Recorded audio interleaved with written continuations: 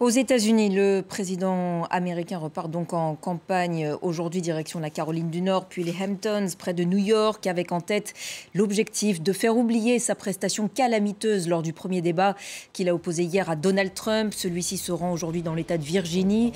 Et malgré un nombre important de mensonges distillés lors de ce débat, il en ressort sur la forme victorieux. On en reparle avec Shirley Sidbon. Bonjour Shirley. Bonjour. Même s'ils ne l'admettent pas officiellement, c'est en quelque sorte la panique du côté des démocrates.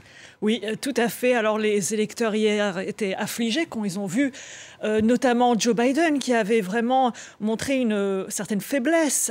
Parfois, il a eu du mal même à terminer certaines phrases. Et Donald Trump, en face, son rival, n'avait même pas besoin de sortir ses petites invectives habituelles. La dernière fois, on se souvient, dans l'élection de 2020, il disait Sleepy Joe, Joe l'endormi. Cette fois, c'était même pas nécessaire. On peut voir un extrait où le président Joe Biden essaye d'expliquer que grâce à lui, de nombreuses personnes âgées ont droit à la sécurité sociale. Écoutons-le. Nous avons tout fait pour que chaque personne isolée ait la possibilité d'avoir recours à, comme on l'a fait avec le Covid, comme on a tout fait avec Regardez, si nous avons enfin vaincu Medicare. Alors, son équipe espérait un rebond hier, espérait que le président allait montrer une certaine vivacité. Eh bien, pari perdu. Et désormais, eh bien, tous les médias américains se posent une question.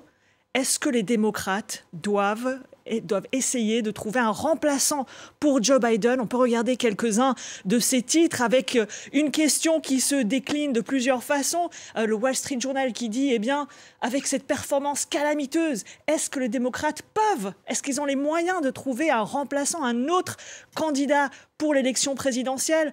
D'autres médias comme Politico disent oui, des moyens existent, nous y reviendrons dans un instant, ça existe. Et encore d'autres éditorialistes disent non seulement il y a des moyens, mais il faut absolument que les démocrates trouvent un remplaçant parce que la situation n'est pas tenable. Alors quels sont les moyens?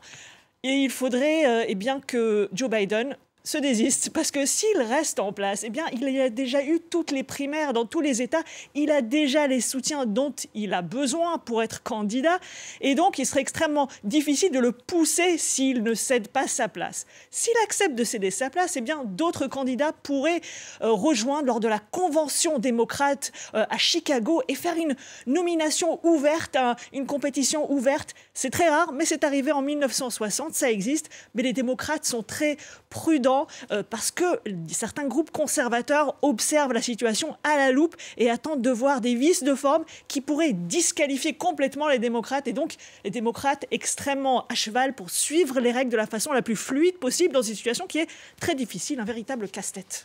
Et lors de ce débat, Trump, lui, était plus vif et offensif, même s'il n'a pas hésité à multiplier une nouvelle fois les mensonges.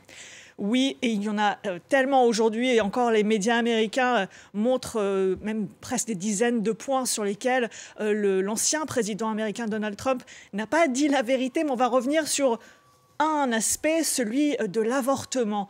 Il a dit, dès le début de ce débat, que la décision de la Cour suprême de renverser le droit à l'avortement sur le plan fédéral, sur l'ensemble des États-Unis, eh bien, c'est salué par tous les experts. C'est un grand succès. Or, tous les experts, et les chiffres surtout, montrent que ce n'est absolument pas le cas, puisque depuis ce renversement de Roe v. Wade, eh bien, il y a moins de moyens de contraception, des pilules abortives notamment qui sont extrêmement rares.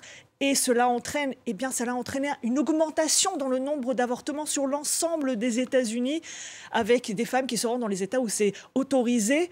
Et puis également, ce qui est extrêmement inquiétant, eh bien, la mortalité infantile qui a augmenté, notamment au Texas, de 12,9% pour les enfants de moins de 1 an.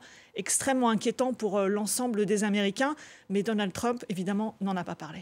Merci beaucoup, Shirley, pour votre éclairage.